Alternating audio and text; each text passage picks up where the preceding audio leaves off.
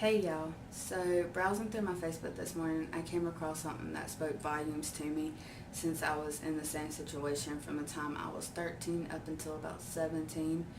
And I shared it.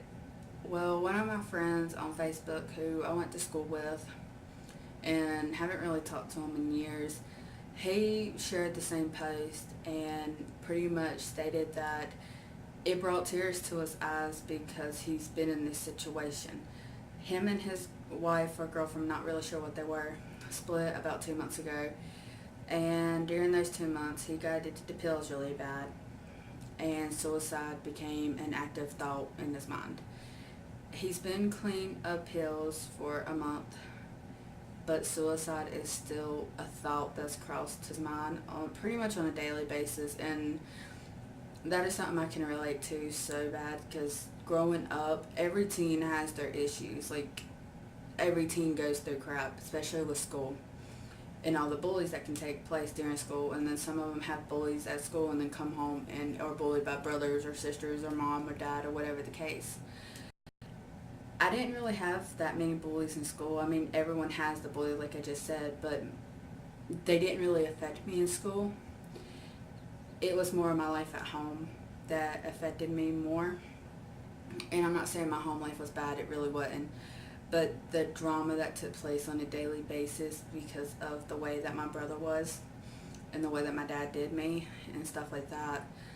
And then when I was 15, I went through some shit that a lot of people make it through. I made it through it, but it put a lot of pressure and put me down the road even more of wanting to commit suicide, to the point to where I did have to talk to a therapist, quite a few therapists, and try to get my life back on track. It didn't happen really for me until I was 17. I was a cutter from the time I was 13 up until 16. After that, I started doing pills, and I wasn't extremely addicted to them. Like, I didn't go out and spend a crap load of money on them, but I had a boyfriend at the time who would provide me with whatever I needed. And even though I didn't ask for it that often, it was something that on days that it was bad, I really needed some.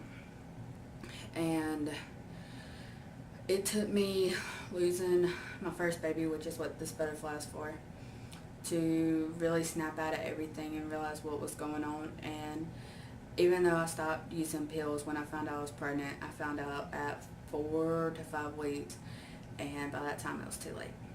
So ever since then, I have been clean of pills. I haven't done any since. I pretty much blame myself for that loss. So I did.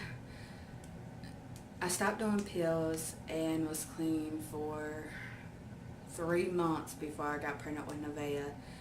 And the stress of her father and stress of being pregnant at 17, stress of school and just family life in general, it made me want to commit suicide again, like try to again, but every time that thought came across my head, Nevaeh kicked me.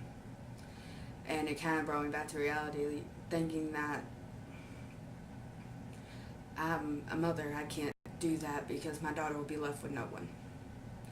And even though I had my mom and other family members, my brother was a big part of the reason why I wanted to commit suicide. So after me and Nevaeh's dad split, my brother kind of came back around to me having Nevaeh. I was about 8 months pregnant, well, 7 months pregnant, when he finally got used to the idea that I was going to have a baby. And he stopped pretty much harassing me and torturing me and telling me that he told me a lot of bad things when I was pregnant with her, like a lot. But after I had her, the thought of suicide pretty much went away for a while. And every now and then, I still have the thought of my kids would be so much better off without me. Although I know that's not true, and I have to bring myself back to reality with that because I know it's not. It's still like one of those thoughts. I feel like once you've been a victim of trying to commit suicide or self-harming or whatever the case, that thought kind of stays with you that so many people would be better off without you, but so many people need you here. And after reading what I've read that I'm going to read to y'all here in a minute, it kind of opened my eyes that I made it through it. And even though it's still a thought that comes every now and then, I never act on it. And when I get in those places, I turn to my kids. Like, I surround myself with my babies even more. And it's gotten so bad one time where I woke up all my kids just so that I could have them around me, and it was like 2 o'clock in the morning. And yeah, so I mean, it's an active thing that you struggle with. My boyfriend now, he has struggled with it. He went through a stage where he was an alcoholic, and he would go to work drunk. He would come home and drink more. He would go to bed drunk, and the process would repeat itself. I'm not really sure how he never got a DUI or got into a head-on collision or anything, because he would always get behind the wheel of the vehicle. And then there was a time before I came into the picture, about, I'm wanting to say it was 3 or 4 months before I came into the picture, he tried to commit suicide, and thank God he failed at it, but that was something that he was trying to do, and that thought is still with him pretty much on a daily basis. So I'm going to read this to y'all. I'm going to be looking down, so kind of bear with me on that. But it reads, "Want to kill yourself? Imagine this. You come home from school one day. You've had yet another horrible day. You're just ready to give up, so you go to your room, close the door, and take out that suicide note you've written over and over and over. You take out the razor blades and you cut for the very last time. You grab that bottle of pills and take them off. Laying down, holding the letter on your chest, you close your eyes for the very last time. A few hours later, your little brother knocks on the door to come tell you dinner's ready. You don't answer, so he walks in. All he sees is you laying on your bed. He thinks you're asleep. He tells your mom this. Your mom goes to your room and wakes you up. To wake you up, she noticed something is odd. She grabs the paper in your hand and reads it. Sobbing, she tries to wake you up. She's screaming your name. Your brother is confused, runs to tell your dad Mommy is crying and Sissy won't wake up. Your dad runs to your room. He looks at your mom crying, holding the letter to her chest, sitting next to your lifeless body. It hits him what's going on, and he screams. He screams and throws something at the wall, and then falls to his knees, and he starts crying. Your mom crawls over to him. I'm sorry, y'all. Your mom crawls over to him crying. The next day at school, there's an announcement. The principal tells everyone about your suicide. It takes a few seconds for it to sink in. And once it does, everyone goes silent. Everyone blames themselves. Your teacher thinks they was too hard on you. Those mean popular girls, they think of all the things they said to you. The boy that used to tease you and call you names, he can't help but hate himself for never telling you how beautiful you really are. Your ex-boyfriend, the one you told everything to, that broke up with you, he can't handle it. He breaks down and starts crying. He runs out of school. Your friends, they're sobbing too, wondering how they could never see that anything was wrong, wishing they could have helped you before it was too late. And your best friend, she's shocked. She can't believe it. She knows what you were going through, but I'm sorry, y'all. But she never thought it would get that bad. Bad enough for you to end it. She can't cry. She can't feel anything. She stands up, walks out of the classroom, sinks to the floor, shaking, screaming, but no tears are coming out. A few days later at your funeral, the whole town came. Everybody knows you. That girl with the bright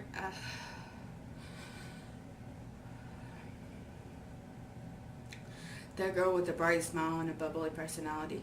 The one that's always there for them. The shoulder to cry on. Lots of people talk about all the good memories they had of you. There were a lot. Everyone cries. Your little brother still don't know you killed yourself. He's too young. Your parents just said you died. It hurt him a lot. You were his big sister.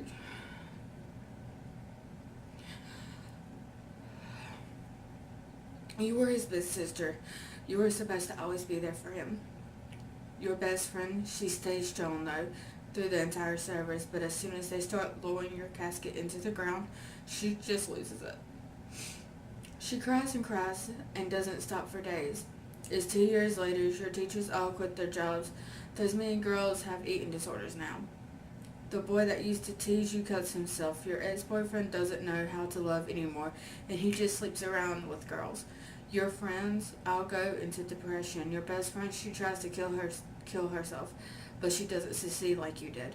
But she tries. Your brother, he finally found the truth about your death.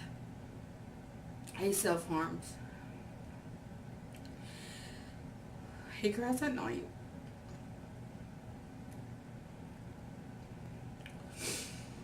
He does exactly what you did for years leading up to your suicide. Your parents, their marriage fell apart. Your dad became a workaholic to distract himself from your death. Your mom got diagnosed with depression and just lays in bed all day. People care. You may not think so, but they do. Your choice didn't just affect you, they affected everyone. Don't end your life. You have so much to live for. Things can't get better if you give up. I'm here for absolutely everyone that needs to talk. When I was going through that, I didn't have anyone. When I was going through my self-harm and wanting to commit suicide, self-harm was something you just did to get attention. It was considered emo. It was considered what people did to make themselves fit into certain groups. And that put a lot of people in doubt for the people who really needed help. So for me, I lashed out when I wasn't self-harming, like cutting. I was self-harming into making some really bad decisions and doing some things that I look back now on and wondering how the hell I made it through it.